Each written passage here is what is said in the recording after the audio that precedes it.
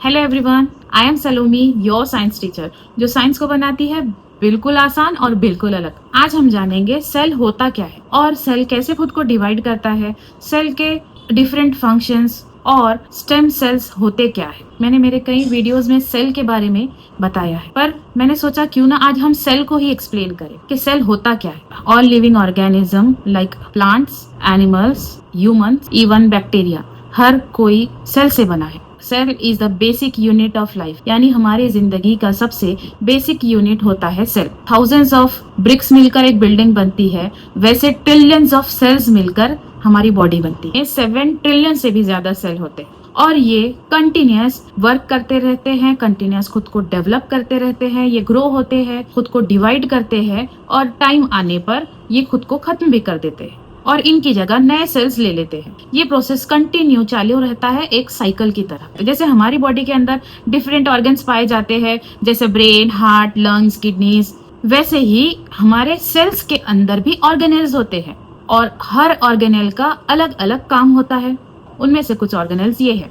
Cell membrane, जो एक outer boundary होती है जो सेल को प्रोटेक्ट करती है। दूसरा होता है साइटोप्लाज्म। साइटोप्लाज्म एक जेली लिक्विड की तरह होता है जिसके अंदर पूरे ऑर्गेनेल्स फ्लोट होते रहते हैं। Mitochondria powerhouse of the cell होता है, यानी वो हमारे सेल को एनर्जी प्रोवाइड करता है। न्यूक्लियस कंट्रोल सेंटर होता है, इसे ब्रेन ऑफ द सेल भी कहते हैं। इसी न्यूक्लियस के अंदर पाए जाते हैं डीएनए, जो कि जेनेटिक्स कैरी करते हैं। Now cell division. अब ये सेल डिवीजन क्या होता है? ये जो सेल्स होते हैं इनके अंदर ये पावर होती है कि ये खुद को डिवाइड करते हैं, अपने जैसा दूसरा बनाते हैं और यही सेल डिवीजन की वजह से हमारे वुंड्स, हमारे जो जख्म हैं वो हील होते हैं, हमारी बॉडी रिपेयर होती है। अगर हमें कोई स्किन डिसीज या स्किन प्रॉब्लम है, जो भी हीलिंग होती है, ये सब सेल डिवीजन की वजह से ही पॉसिबल होती है। Now stem cell. अब ये स्टेम सेल होते क्या है और स्टेम सेल नॉर्मल सेल से अलग कैसे होते हैं? अब नॉर्मल सेल जो होता है वो जैसे हमारे बॉडी के हर ऑर्गन में, हर पार्ट में सेल पाया जाता है।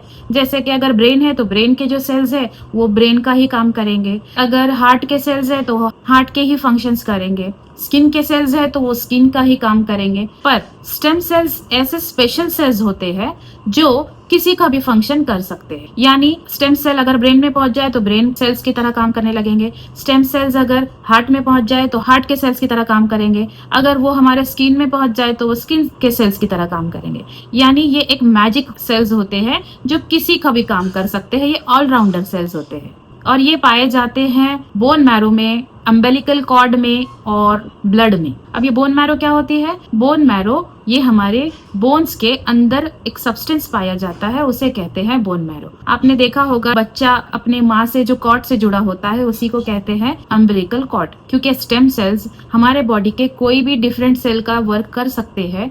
इसी वजह से स्टेम सेल मेडिकल ट्रीटमेंट में बहुत ही ज्यादा यूजफुल होते हैं। हमारे बॉडी में तो डिफरेंट टाइप्स के सेल्स पाए जाते हैं। ऐसे नहीं है कि एक ही टाइप का सेल हमारी बॉडी में पूरी तरफ होता है, नहीं, हमारे बॉडी में हर जगह एक अलग टाइप का सेल होता है और उनका काम भी अलग होते हैं। जैसे कि ब्लड सेल।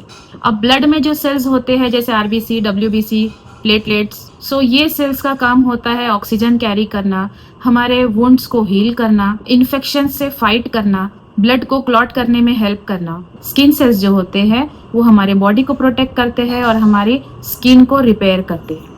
बोन सेल्स हमें शेप और सपोर्ट देते हैं। स्पर्म सेल्स जो मेल रिप्रोडक्टिव सेल्स होते हैं जो फीमेल के एग को फर्टिलाइज करते हैं, इसी से रिप्रोडक्शन यानी नई नस्ल की शुरुआत होती है। ओवम सेल या एग सेल जो फीमेल रिप्रोडक्टिव सेल होता है जो स्पर्म सेल से फर्टिलाइज होने के बाद बेबी की ग्रोथ की शुरुआत करता है।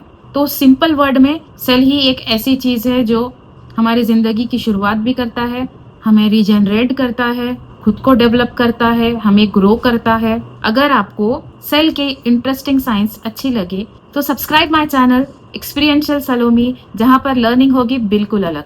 बाय।